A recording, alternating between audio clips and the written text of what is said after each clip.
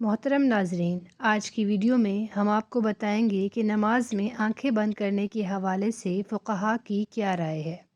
لیکن اس سے پہلے ضروری ہے کہ رسول اللہ صلی اللہ علیہ وسلم کی نماز کیسی تھی، اس حوالے سے بات کی جائے، کیونکہ حدیث پاک کا مفہوم ہے کہ تم نماز ویسے ہی ادا کرو جیسے تم نے مجھے ادا کرتے ہوئے دیکھا ہے۔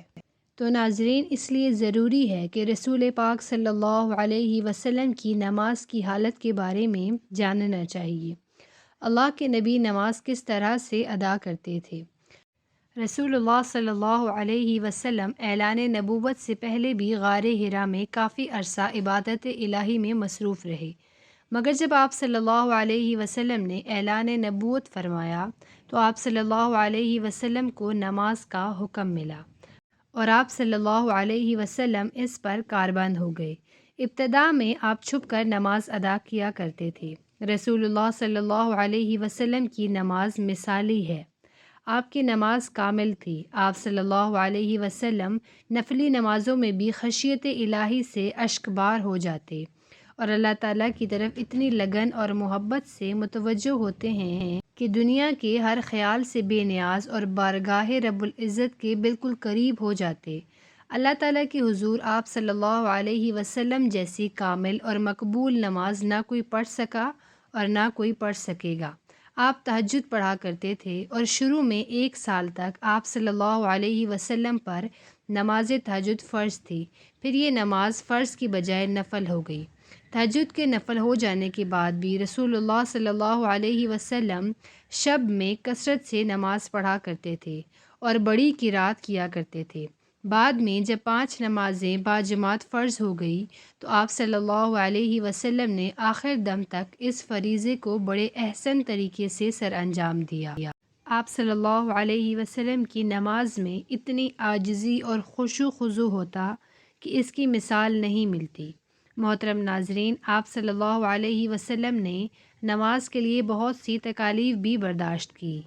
بخاری شریف میں ہے کہ ایک دن آپ صلی اللہ علیہ وسلم حرم شریف میں نماز پڑھ رہے تھے اور قریش بیٹھے مذاق کر رہے تھے۔ ابو جہل نے کہا، کاش اس وقت کوئی جاتا اور اونٹ کی اوجڑی اٹھا کر لاتا اور محمد صلی اللہ علیہ وسلم جب سجدے میں جاتے تو وہ ان کی گردن پر ڈال دیتا۔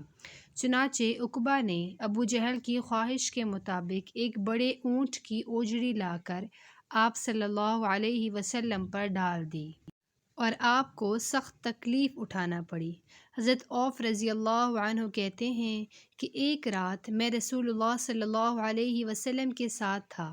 رسول اللہ صلی اللہ علیہ وسلم نماز کے لیے کھڑے ہو گئے، میں بھی رسول اللہ صلی اللہ علیہ وسلم کے ساتھ نماز میں شریک ہوا۔ آپ صلی اللہ علیہ وسلم نے ایک رکعت میں پوری سورہ بقرہ پڑھ ڈالی۔ جہاں رحمت کی آیت آتی ٹھہر جاتے اور دیر تک رحمت کی دعا مانگتے رہتے۔ سورہ کے آخر پر رکوع کیا اور اتنی دیر تک رکوع میں رہے جتنی دیر سورہ بقرہ کی قرات میں لگی تھی۔ رکوع کے بعد اتنا ہی طویل سجدہ کیا۔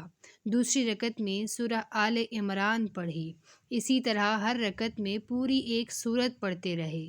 تو محترم ناظرین، رسول اللہ صلی اللہ علیہ وسلم اس طرح سے نماز پڑھا کرتے تھے۔ کیا ہم نے کبھی غور کیا ہم کس طرح سے نماز ادا کرتے ہیں؟ کیا ہماری نماز میں کوئی ایک سورت مکمل پڑھی جاتی ہے؟ اپنے گریبان میں جھانک کر دیکھیں، پھر آپ کو پتہ چلے گا کہ امت محمدیہ میں پیدا ہونا خوش قسمتی تو ہے، لیکن کیا ہم نے ان کے طور طریقوں کو فالو کیا ہے یا نہیں؟